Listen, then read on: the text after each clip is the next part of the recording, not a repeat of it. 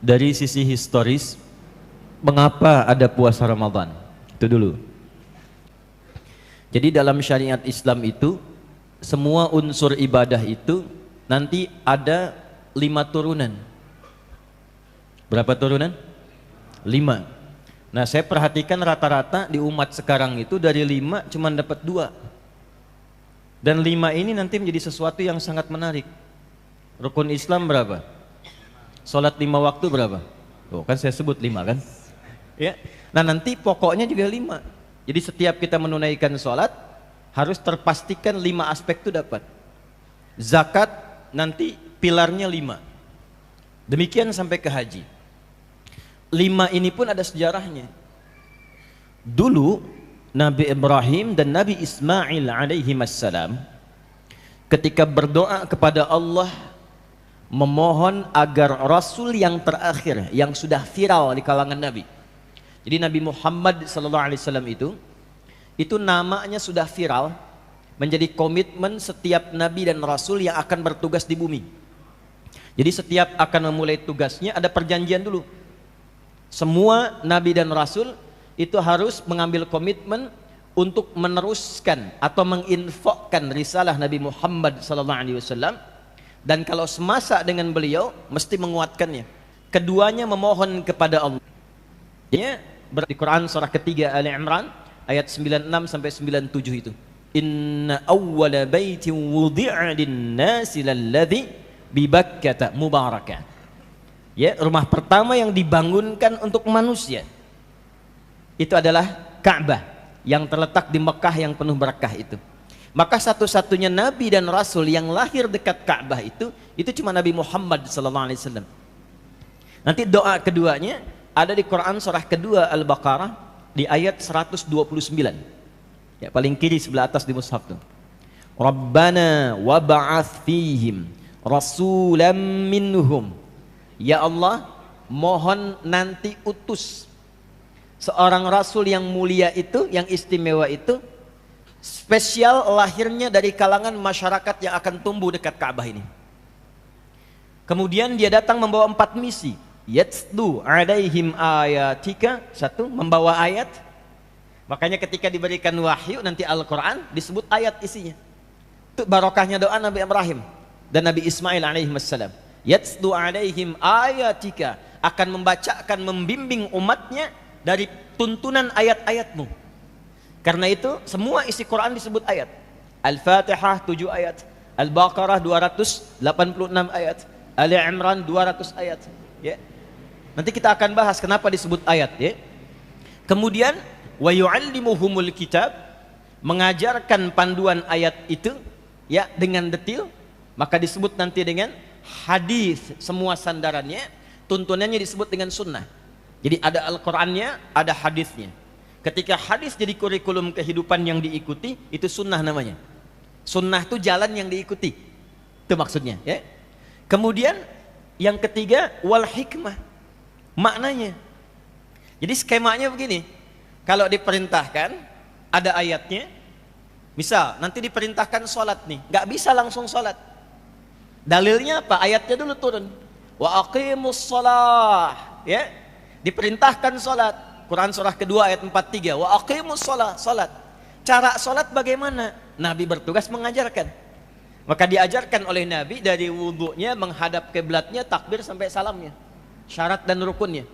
Salatnya dibuka dengan takbir, ditutup dengan salam, tapi syaratnya diikat dengan wudu. Hadis Muslim nomor hadis 397 dari Abu Hurairah itu. Idza qumta ila shalah fa asbighul wudu. Maka kalau orang pun sembarangan wudunya, itu pasti sembarangan salatnya. Wudu enggak sempurna, salatnya pasti buru-buru. Antum wudu, alih-alih membasuh kepala, yang dibasuh rambut. Ya, takut ya. Kan yang dibasuh harusnya kepala kan, yang diusap itu. Nah, itu pasti berpengaruh pada salat. Diajarkan itu. 3 wal hikmah. Maknanya apa? Karena ternyata sholat itu dari mulai namanya sampai caranya, dari mulai berdiri sampai dengan salam, itu ada maknanya, ada hikmahnya. Makanya Nabi mengaturnya detail sekali.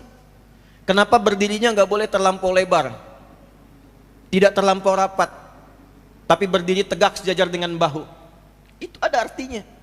Abdurrahman bin Auf diajarkan berdiri saja, dari hikmah berdiri itu bisa mempraktekkan maknanya sehingga menjadi orang terkaya di zamannya. Lalu kenapa tangannya mengangkat seperti ini? Ada maknanya. Kenapa rukuknya mesti lurus? Ada artinya. Kenapa sujud itu 7 anggota yang menempel? Itu ada maknanya. Semua itu ada faidahnya. Itulah hikmah. Nah, kemudian yang keempat, kalau benar sholatnya seperti itu, maka wayuzakkihim, semua ibadah yang dikerjakan itu akan berdampak kepada jiwa. Berdampak pada jiwa itu membersihkan jiwanya sehingga melahirkan dorongan kebaikan saja. Karena di tubuh kita itu cuma ada 2 dorongan. Kalau bukan fujur itu takwa. Quran surah ke-91 ayat 7 sampai 10. Wa nafsin wa ma sawwaha fa'alhamaha fujuraha wa taqwaha. Nah, takwa itu dorongan kebaikan. Disebutkan sebanyak 240 kali dalam Al-Quran. Yang terkait dengan fujur 115 kali. Fujur itu nama lainnya nafsu. Ya, fujur itu dalam nafas. Fujur itu bisikan dorongan kepada keburukan yang ngedorong setan. Jadi setiap takwa dibisikkan malaikat baik, setan membisikkan yang buruk. Malaikat disebutkan 88 kali dalam Al-Quran, setan disebutkan 88 kali. Yang takwa 115 kali terkait nafsu, nafsunya 115 kali. Jadi ketika adzan berkumandang Allahu Akbar, kata takwa bisikan malaikat, cepat sudah adzan. Begitu la ilaha illallah, kata setan lewat nafsu, baru adzan, belum qomat. Itu ammarah bisu. Jadi dia fujur senantiasa memerintahkan pada yang buruk. Ini ambil, ambil yang ini, tinggalkan yang itu. Kata khatib, ambil yang baiknya, tinggalkan yang buruknya. Terus sendal paling baik tuh yang itu tuh. Yang buruk tinggalkan. Nafsu. Ya, jadi ammarah, fujur, nafas, dari nafas ketemu su, ketika jadi perbuatan disebut su namanya. Nafas ketemu su jadi nafsu. Itu Quran surah ke-12 Yusuf di ayat ke-53. Wa ma ubarri'u nafsi innan nafsa la ammaratum bisu illa ma rahima rabbi. Lawannya takwa. Jadi kalau kita mampu menunaikan ibadah dengan benar, itu ada dampak ke jiwa. Yang pertama ketenangan dulu. Jadi sebelum yang buruknya hilang, tenang dulu. Jadi dengan tenang itu orang bisa berpikir dengan jernih. Coba kalau antum nggak percaya ya, kalau sedang gelisah, cari aja satu di antara sekian banyak formula ibadah, kerjakan. Kalau benar mengerjakannya, yang pertama didapatkan pasti ketenangan. Baca Quran ibadah nggak? Ibadah. Antum sedang gelisah, ada masalah, daripada bikin status di media sosial yang tidak menyelesaikan persoalan, lebih baik antum ambil wudhu, ngadep kiblat, buka mushaf, itu baru buka sudah tenang hati. Dan menariknya kadang-kadang buka acak ketemu suratnya sesuai dengan masalah kita. Itu menariknya tuh. Nah, ketika tenang itulah hati terjadi perubahan. Sudah mulai bisa menerima, sudah mulai bisa berikhtiar dengan baik. Itulah tazkiyah namanya. Tazkiyah. Makanya sebelum menunaikan sholat, Nabi itu ditazkiyahin dulu. Itu ditemukan di hadis Muslim. Itu peristiwa Isra Mi'raj tuh. Ya, Isra Mi'raj itu nanti diriwayatkan oleh 16 orang sahabat senior. Dihimpun di Kitabul Iman. Kalau ngaji Sahih Muslim itu ada di topik yang pertama. Ada 54 topik. Topik pertama Kitabul Iman. Dari nomor subtopik yang ke-74. Babul Isra li Rasulillahi sallallahu alaihi wasallam ila samawati wa fadlis salah. Dari nomor hadis 162. Imam Muslim menerima dari Syaiban Az-Zukhruf. Syaiban Az-Zukhruf menerima dari Hamad bin Salama. Hamad bin Salama menerima dari Thabit Al-Bunnani. Thabit Al-Bunnani menerima dari Anas bin Malik radhiyallahu taala anhu. Anas bin Malik menerima dari Rasulullah sallallahu alaihi wasallam. Muhammad bin Abdullah bin Abdul Muttalib bin Hashim bin Abdul Manaf bin Qusay bin Murrah bin Kilab bin Ka'ab bin Ghalib bin Fihr bin Malik bin Nadar bin Kinana bin Khuzaimah bin Mudrikah bin Ilyas bin Nizar bin Mudar bin Ma'ad bin Adnan bin Addi bin Adri bin Muqawwam bin Nahur bin Tarikh bin Ya'rub bin Yasjub bin Nabit bin Ismail alaihi salam bin Ibrahim alaihi salam bin Adhar atau bin Nahur bin Abir bin Kinan bin Arfakhshad bin Sam bin Nuh alaihi salam bin Mihlail bin Matushala bin Kinan bin Anwath bin Sis bin Adam alaihi salam. Ayo coba ulangi. Itu hadis Isra'nya. Kata Nabi, utitu bil buraq.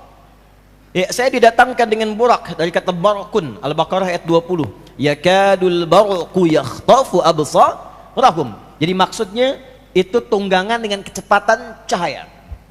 Ya, ada kecepatan suara, ada kecepatan cahaya. Kecepatan cahaya lebih cepat dibandingkan suara. Gampangnya begini, itu ada gambar. Ya, gambarnya sudah ada, suaranya nyusul kan? Itu kecepatan cahaya, apa yang dilihat itu yang sampai. Itu burak namanya.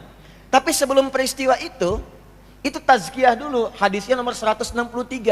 Pindah halaman 77, paling kiri sebelah atas. Masih dari Anas bin Malik. Kata Anas bin Malik, kana Abu Dzarrin radhiyallahu taala anhu yuhaddithu. Adalah sahabat Abu Dzar Al-Ghifari menyampaikan sebuah kisah. Anna Rasulullah sallallahu alaihi wasallam qala, bahwa Nabi sallallahu alaihi wasallam menyampaikan informasi sebelum diisrakan. Apa kata Nabi? Furija saqfu baiti bi Makkah. Sebelum Isra itu, atap rumahku itu ditembus yang berada di Mekah. Itu yang sekarang ada gate Nabi itu. Ya, kalau antum dari Zamzam, Safwa, lurus, jangan masuk King Abdul Aziz, langsung belok kanan. Ya, belok kanan itu kan di bawah ada Jabal Qubais yang ada istananya itu. Ya. Belok lurus, yang pintu pertama gate Ismail, selanjutnya yang ketiga dari situ ada sebelah kiri gate Nabi, babun Nabi. Itu rumahnya Sayyidah Maimunah radhiyallahu taala anha. Di situ terjadi peristiwa tentang cara bangun tidur. Di situ terjadi peristiwa Nabi sebelum diisrakan. Berangkatnya dari situ. Ya. Nah, depannya nanti sebelah kiri dikit itu ada yang ada jembatan kecil. Ya, tapi nggak sebesar yang Pondok Indah Mall itu ya. Yang kecil itu nyambung ke masjid. Itu sampingnya dulu ada tiang lampu tinggi sekali. Nah, itu rumahnya Abu Jahal dulu. Ya, rumahnya Abu Jahal. Ya, kita tinggalkan Abu Jahal, kita masuk ke peristiwa Isra. Furija saqfu baiti bi Makkah. Ditembus atap rumahku itu di Makkah. Fanazala Jibril alaihi salam. Maka turunlah malaikat Jibril alaihi salam, fa faraja bi sadri faghasalaha bima'i Zamzam. Maka Jibril alaihi salam diperintahkan oleh Allah untuk mentazkiyahkan hatiku. Ditembus dadaku, kata Nabi, untuk dibersihkan dengan air Zamzam. Thumma jaa bi tastin ya mumtali'in hikmatan wa imanan. Setelah itulah datang dengan satu bejana air Zamzam, ya, kemudian diberikan kebersihan dari situ, lalu ditanamkan hikmah dan iman. Jadi sebelum peristiwa Isra yang mendatangkan hadiah solat itu, Nabi ditazkiyah dulu. Makanya nanti fungsi solat terkait dengan tazkiyah. Apa fungsinya? Turunlah Quran surah 29 ayat ke-45. Yang tengah-tengahnya antum hafal, awalnya nggak dihafalkan. Lihat tengahnya. Innas salata tanha 'anil fahsya. Tuh, coba awalnya. Ma uhya ilaika minal kitab wa aqimis shalah. Wa aqimis shalah. Innas salata tanha 'anil fahsya wal munkar. Itu tazkiyah namanya. Jadi kalau orang salatnya benar, orang salatnya bagus, yang pertama kali didapatkan bukan hanya menggugurkan rukunnya saja, fardunya saja. Kalau cuman gugur rukun, antum dengan dua pertama selesai. Bacaan, gerakannya betul. Bacaannya benar, dari takbir sampai dengan salam. Gerakannya benar, rukun gugur. Tapi pertanyaannya, manfaat sholatnya dapat gak? Karena sholat itu dunia akhirat. Ingat, sholat itu dunia akhirat. Sholat itu oleh Quran disebut dengan hasanah. Quran surah ke-11, Hud ayat 114. Aqimis salata tarafa'in nahar wa zulafan minal lail innal hasanati yudhibnas sayyiat. Salat disebut hasanah. Sedangkan hasanah konfigurasinya itu dunia akhirat. Al-Baqarah ayat 201.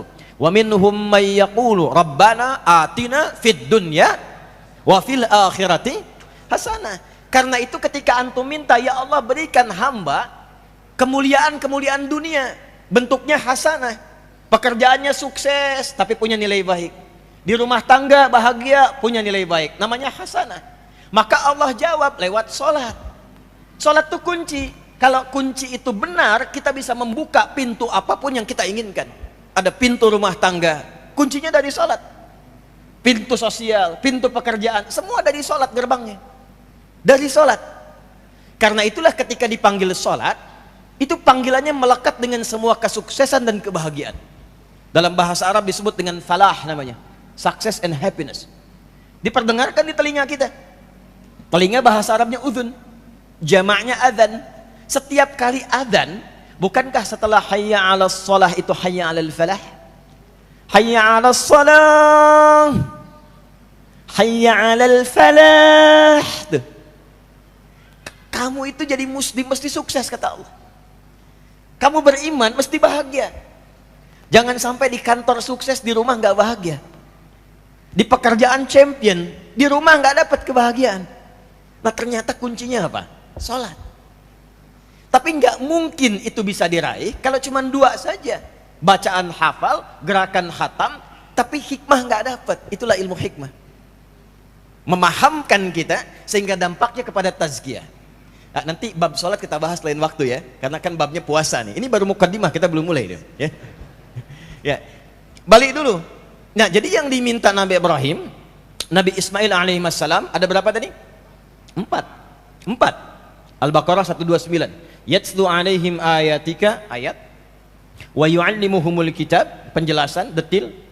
Wal hikmah, hikmahnya, esensinya, maknanya. Kemudian 4, wa yuzakkihim. Innaka antal azizul hakim. Nanti kalau saya sudah masuk babnya saya pelankan sedikit karena ini pembuka dengan cepat. Dijawab 5. Minta 4, ini keutamaan Nabi Muhammad SAW. Dijawab 4, diberikan 5. Jawabannya muncul di Al-Baqarah ayat 151. Paling kanan agak ke bawah sedikit. Kama arsalna fikum rasulam minkum. Doanya Rabbana wab'ats fihim rasulam minhum, turun jawaban kama arsalna fikum rasulam minkum. Kami jawab doa itu. Diutuslah seorang rasul yang lahirnya dekat Ka'bah dari kalangan kalian, kata Allah. Fungsinya 1, yatslu alaikum ayatina. 1. 2, wa yuzakkikum. 3, wa yu'allimuhumul kitab. Wa yu'allimukumul kitab. 4, wal hikmah. 5, wa yu'allimukum ma lam takunu ta'lamun. Minta 4, dijawab 5. Nabi Muhammad itu luar biasa, Masya Allah Sallallahu Alaihi Wasallam. Nabi Musa mau datang ke Fir'aun. Fir'aun itu kan bukan sekedar galak, tapi kejam. Kejam. Saya nggak suka dengan model rambutnya tuh. Tolong pisahkan kepala dari badannya tuh. Bukan nyuruh-nyukur, potong kepalanya. Itu Fir'aun. Karena itu Nabi Musa ketika akan datang ke Fir'aun minta kepada Allah dilapangkan dulu hatinya. Supaya kalau dicaci dimaki nggak cepat tersinggung. Sebab kalau Nabi tersinggung berdoa, doanya kabul, selesai. Ya. Maka minta kepada Allah, doa dilapangkan hati. Ini yang di surat Thaha itu. Rabbi syrahli wa yassirli wahlul 'uqdatam yafqahu. Perhatikan ya. Kita lihat komparasi Nabi Musa dengan Nabi Muhammad SAW. Nabi Musa berdoa dikabulkan oleh Allah. Rabbi syrahli. Nabi Muhammad nggak minta turun ayat alam nashrah laka sadrak. Nabi Musa Rabbi syrahli sadri. Nabi Muhammad alam nashrah laka sadrak.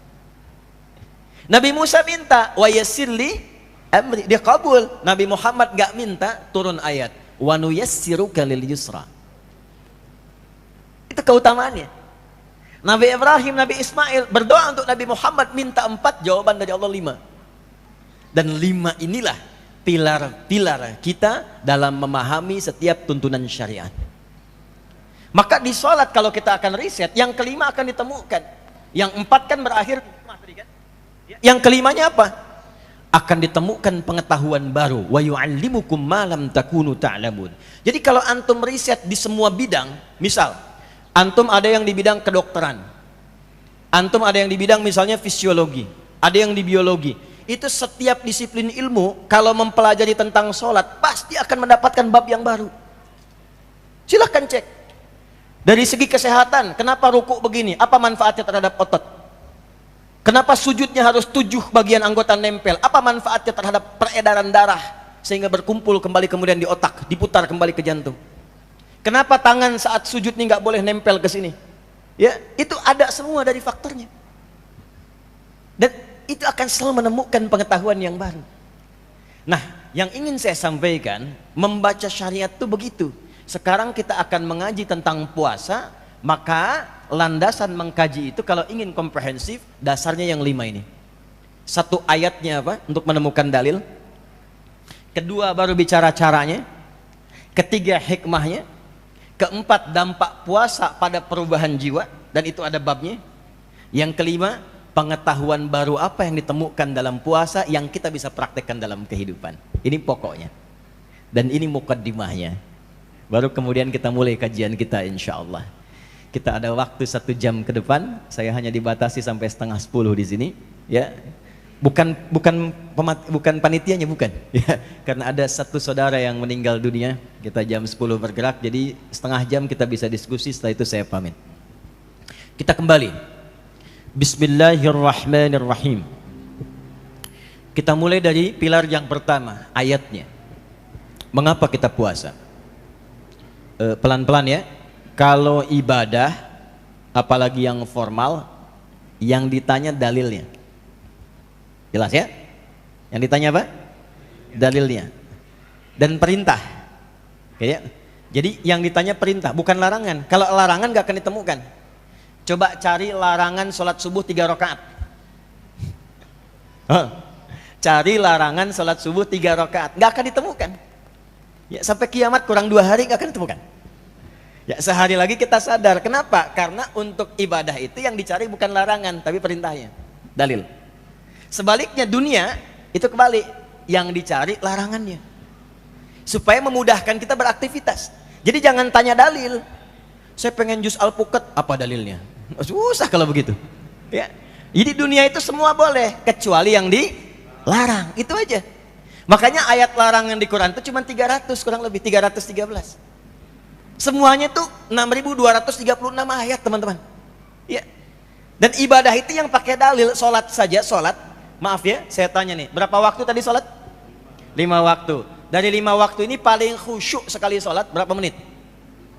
5 menit ya. 5 kali 5 berapa? 25 menit. Kalau konsisten seperti itu, ada yang menghitung secara statistik, menghitung. Jadi ketika dihitung, kalau orang 5 menit saja khusyuk, 5 kali dalam sehari 25 menit, berarti dalam setahun dihitung itu dia hanya menunaikan 1 pekan saja. Seminggu. Ya, seminggu. Sisanya Allah berikan kesempatan, silakan bangun, makmurkan, beraktivitas. Itu pun kadang-kadang masih belum optimal. Ya, maka kembali yang ditanya dalil. Kita mulai sekarang, kita ingin bahas tentang puasa. Apa dalilnya, apa ayatnya, dan apa yang melatar belakangi ayat ini diturunkan. Kita mulai dengan Al-Baqarah, Quran surah kedua, ayat 183 sampai dengan 187. Saya ulang, Quran surah kedua Al-Baqarah. Saya pelankan dan saya ritmenya mulai atur agak lambat. Quran surah kedua Al-Baqarah ayat 183 sampai 187. 1 paket ya. Jadi bukan 1 ayat saja, 1 paket. Kisahnya dimulai ke Yathrib yang kelak menjadi Al-Madinah Al-Munawwarah. Setelah menunaikan tugas di Mekah, menyampaikan pokok-pokok tauhid dan bab awal salat sebanyak kurang lebih 13 tahun. Dakwah yang optimalnya 10 tahun, 3 tahunnya itu masa-masa persiapan. Jadi Nabi 3 ke 4 tahun itu masa pembekalan, belum dakwah terbuka. Ya, ini risalah ya, maaf ya, pada para ustadz, kiai, para pengajar dan sebagainya, dimanapun akan ditempatkan, maka dalam Islam itu nggak boleh langsung ngajar, harus menguasai materinya dulu, ilmunya dulu. Ya, makanya turunnya surah Al-Mudaththir itu, ya teman-teman sekalian, turunnya Al-Mudaththir itu kan didahului dengan 3 tahun sebelumnya. Allah mengajarkan dulu kepada Nabi. Ya, ajarkan dulu, setelah Iqra kan diajarkan dulu. Ya, tambahkan setelah berselimut pengetahuan, berselimut dengan rahmat Allah yang siap untuk disampaikan. Al-Muzammil, ya, itu seakar nanti dari kata zamil. Zamil itu teman. Muzammil itu orang yang menjadikan selimut sebagai temannya. Ya, supaya mendapatkan kenyamanan dalam tidur. Biasanya kan fungsi selimut itu 2. Ya. Satu, memberikan kenyamanan saat tidur. Yang kedua, berlindung saat merasakan ketakutan, kan? Ya, masih ingat kalau anak-anak tuh sedang berlindung dikejar-kejar, dia sembunyi di balik selimut, kan? Ya kan? Nah itu kalau ada orang berlindung di balik selimut untuk menutupi kegelisahan atau ingin menjadikannya nyaman, maka dia disebut dengan muzammil namanya. Jelas? Ada orang yang Masya Allah kerjaannya begitu padat, berangkat gelap, pulang gelap, siangnya sibuk dengan dunia, malamnya capek tidur, sampai nggak sempat bangun, sholat apa adanya, cita-cita masuk surga, surganya surga Firdaus bersama Nabi lagi. Maka turunlah surah Al-Muzammil. Ya ayyuhal muzammil, hei orang yang sedang nikmat tidur dengan selimut itu, qumil laila illa qalila, bangun dong malam walaupun cuma sedikit. Ya, katanya pengen ke surga. Ini kisah disampaikan, ini memang ke Nabi, cuman pemaknaannya beda dengan kita umatnya. Kalau ke Nabi maknanya lain nanti. Ini untuk diajarkan kepada kita umatnya. Dari mana taunya kepada kita umatnya? Saat nanti masuk di ayat yang ke-6 dan ke-7. Inna nasyi'atal laili hiya asyaddu wat'a wa aqwamu qila. Kalau kamu bangun malam ini, malam kamu bangun, itu panggilan ke hatinya kuat, sentuhan ke jiwa kuat, doa pun khusyuk, sehingga harapan-harapan kamu mudah aku kabulkan, kata Allah. Kamu ini bagaimana? Pengen sukses, pengen mudah. Kamu tahu aku yang punya kemudahan, aku yang punya kesuksesan dunia akhirat. Sekarang aku panggil kamu nggak bangun, tapi innalaka fin nahari sabhan tawila. Tapi anehnya, kamu itu kalau siang sibuk banget, begitu capek mengejar dunia, malam-malam tertidur pulas, punya teman selimut, cita-cita masuk surga. Itu muzammil namanya. Mudatsir beda, sudah berilmu, sudah bertutup. Itu makanya dari kata dithar. Dithar itu selimut dari makna hakiki. Yang kedua, selimut dari pengetahuan atau wawasan yang menyelimuti. Makanya ketika surahnya turun, itu perintahnya dakwah. Ya ayyuhal muddatsir, hai yang tengah berselimut. Bisa diartikan real, bisa diartikan selimut pengetahuan atau sesuatu yang telah punya bekal. Qum fa'anzir wa rabbaka fakabbir wa thiyabaka fatahhir wa rujza fahjur wa la tamnun tastakthir wa li rabbika fasbir. Nah, itu gambarannya. Nah, kita kembalikan teman-teman sekalian ke dalil. Jadi ketika Nabi tuntas di Mekah, agak pelan, kurang lebih 13 tahun, 3 ke 4 tahun masa pembekalan, 10 tahun setelah itu masa dakwah terbuka, tauhid, menanamkan akidah yang kuat. Pada saat itu pesertanya nggak banyak, murid Nabi itu yang kurang lebih as-sabiqunal awwalun cuma 40 orang. Tapi perhatikan baik-baik, 40 ini kemanapun mereka berpijak, setiap orang ya, itu selalu membuka wilayahnya menjadi muslim dan sukses. Setiap orang dari 40 ini, ya, mau dia jadi panglima, jadi diplomat, jadi pedagang, jadi apapun, sukses dan nggak tanggung berada di puncaknya. Makanya teman-teman kalau ngaji itu keluarkan fikih Mekah. Fikih Mekah itu landasan kesuksesan. Profesi apapun antum. Ya, nanti para ulama sudah membuat bab di situ dalam kitab hadis mereka. Agak cepat. Maka setelah selesai itu datang peristiwa Isra Mi'raj, diberikan pembekalan sholat hijrah. Sampai di Yathrib, ternyata lihat orang-orang Yahudi itu mereka puasa. Pelan-pelan ya. Mereka puasa di hari ke-10. Ya. Di hari ke berapa? 10. Di bulan Al-Muharram. Maka mereka mengenalnya dengan puasa Ashura. Puasa apa? Ashura. Kalau orang Arab mengaitkannya dengan kata Ashrah, hari ke-10. Dan mereka ketika dikonfirmasi mengatakan ini puasanya kami sebagai warisan dari Nabi Musa alaihi salam, sebagai syukur kepada Allah karena di momen itu dibebaskan Bani Israel, dibimbing Nabi Musa dari kejaran Firaun. Maka sebagai syukur kepada Allah mereka puasa. Nah, Bapak Ibu, teman-teman, para nabi itu begitu, syukurnya dengan puasa. Atau singkatnya meningkatkan amal soleh. Pokoknya kalau mereka dapat nikmat, cara mensyukurinya meningkatkan amal soleh, naik lagi, naik lagi. Contoh, Nabi itu setiap datang miladnya, ulang tahunnya, maka beliau syukurinya dengan puasa, dengan ibadah, ya, dengan ibadah. Ini menarik nih. Makanya ketika Nabi puasa ditanya oleh sahabat, ya Rasulullah, kenapa engkau puasa hari Senin ini? Kata Nabi, hadza yauma wulidtu, ini hari aku dilahirkan. Dan itu nanti ada hikmahnya. Contoh lagi, ya. Ketika Nabi turun ayat, teman-teman, yang menjamin surganya. Inna a'tainakal. Ketika mendapatkan anugerah besar itu, Nabi bukan mendiamkan diri. Alhamdulillah dapat surga, tidak. Perintah dari Allahnya mensyukuri nikmat itu dengan tambah lagi ibadahnya. Fasholli li rabbika wanhar. Nah, ternyata cara seperti ini itu sudah warisan dari semua orang soleh dan semua nabi sebelumnya. Jadi semua nabi itu kalau sedang mendapatkan kenikmatan, cara mensyukuri nikmatnya dengan tambah lagi ibadahnya. Ya, maaf, ibadah itu kan menyembah siapa? Nah, nyembah itu memuliakan yang disembah. Antum kalau diberi sesuatu, ya, misal saya beri antum uang 10.000, antum ucapkan apa? Alhamdulillah, terima kasih kan? Antum telah terima, antum memberikan kasih, gitu kan? Terima kasih. Bukankah dengan ucapan terima kasih memuliakan pada pemberinya? Baik kan? Yang memberikan rezeki kepada kita siapa? Yang memberikan semua kebutuhan kita siapa? Allah. Nah, karenanya adabnya kalau diberikan sesuatu oleh Allah, maka muliakan pemberinya. Dan cara memuliakan Allah itu gampang dengan meningkatkan ibadah kepadanya. Itu konsepnya. Quran surah 20 ayat ke-14. Innani anallahu la ilaha illa ana fa'budni. Itu. Jadi kalau antum misalnya sekarang masuk ke miladnya, ulang tahunnya, ya, jangan yang aneh-aneh. Sudah ada jalurnya sampai ke atas. Sampai ke atas. Cari ibadah yang kira-kira paling antum senangi, sedekah. Enggak apa-apa beli kue, bagikan, niatkan sedekah. Gitu. Ya, atau keluarkan sedekah, beli mushaf, simpan di tempat-tempat penghafal Quran.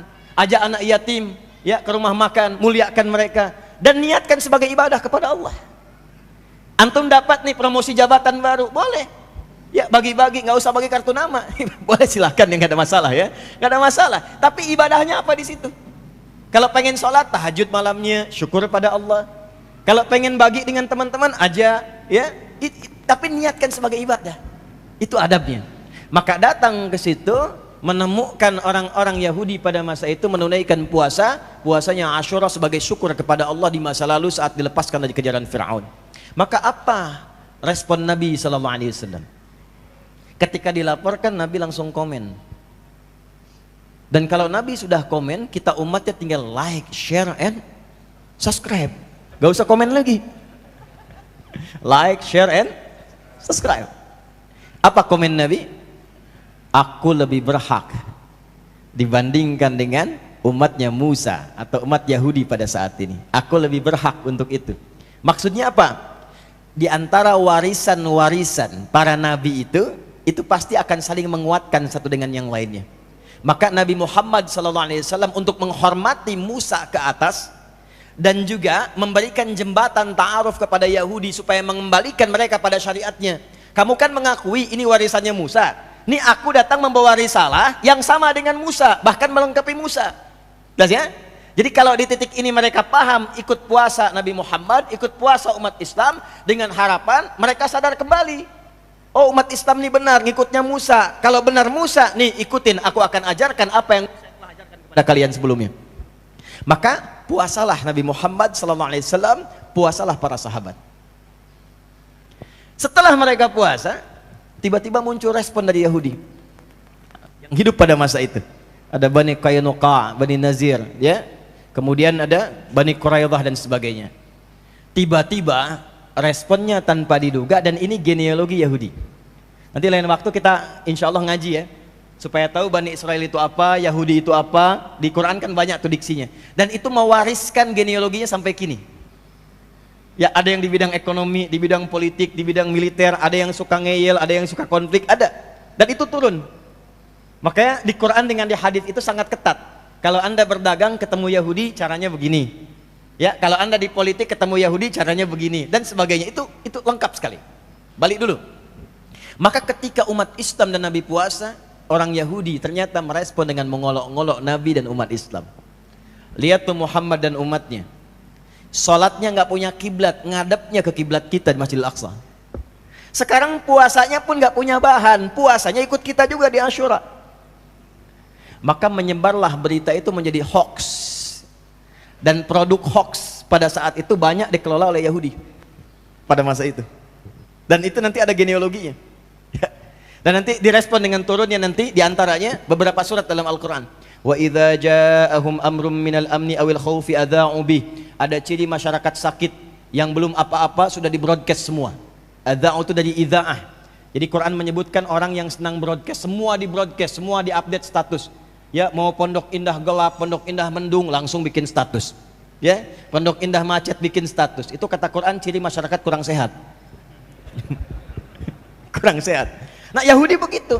Semua disebarkan, semua diupdate, semua diproduksi hoax supaya menyebar. Akhirnya Nabi memohon kepada Allah. Dua permohonannya.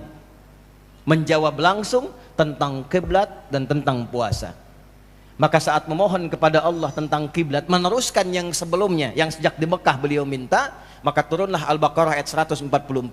Karena kita beritanya tentang puasa, maka dengan respon itu minta kepada Allah, ya Allah, anugerahkan kepada kami umat Islam puasa yang dengan puasa itu mengungguli semua puasa yang pernah dikerjakan pada umat-umat sebelumnya.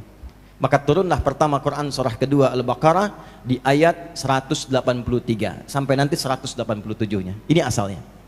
Ya, pelan-pelan.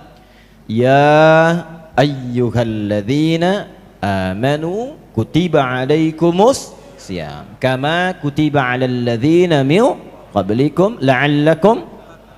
Perhatikan dasarnya, saya pelankan. Permohonannya diturunkan, yang kiblatnya lebih utama dari yang lainnya, puasanya pun lebih utama dari yang lainnya. Jadi kalau kita kembalikan ke 5 pilar tadi, Ramadan itu bukan puasa biasa yang kalau kita kerjakan dengan benar, satu, dari semua sudut pandang, baik terkait pahalanya, keutamaannya, itu akan mengalahkan puasa-puasa yang pernah dikerjakan sebelumnya. Nggak ada tandingannya. Nanti kita akan lihat diantara keutamaannya. Ya. Jadi kalau kita urutkan dari segi ayat, dasar ayatnya turun itu, ternyata salah satunya untuk memuliakan umatnya Nabi Muhammad SAW lewat Rasulnya. Jadi tidak ada nanti umat lain berbangga lagi. Kami juga pernah puasa, kami juga pernah puasa. Jadi Allah bukan sekedar menjawab, Muhammad puasamu tidak sama dengan mereka, bukan sekedar menjawab, tapi ya Muhammad sallallahu alaihi wasallam, sampaikan pada umatmu yang telah beriman itu, puasa engkau bukan hanya engkau kerjakan seperti dulu orang puasa, tapi puasamu lebih unggul dibandingkan dengan orang-orang dulu yang pernah puasa. Itu poinnya. Jadi berbahagialah teman-teman sekalian ketika mendekat kepada Ramadan, karena di dalamnya akan ada keutamaan-keutamaan yang mengalahkan semua jenis puasa yang pernah berlaku di masa lampau.